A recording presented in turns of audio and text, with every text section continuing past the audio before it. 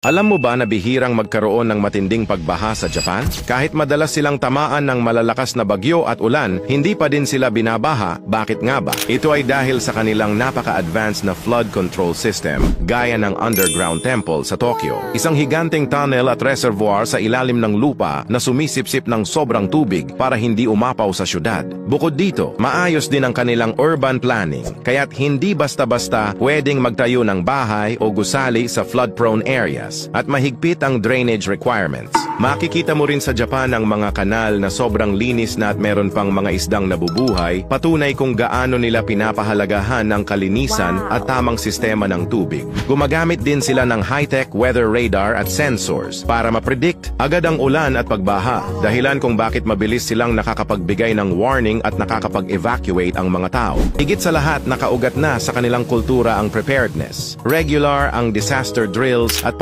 laging updated ang mga pasilidad. Kaya kahit island nation sila, bihira ang malalang pagbaha at pinapatunayan ng Japan na hindi lang swerte, kundi disiplina, teknolohiya at kahandaan ang pinakamabisang panlaban sa kalikasan. Samantalang sa Pilipinas, imbes na mapunta sa mga proyekto laban sa baha ang pondo, nauuwi ito sa bulsa ng mga tiwaling opisyal. Hanggang ngayon, hindi lang ulan ang nagpapalubog sa atin kundi korupsyon.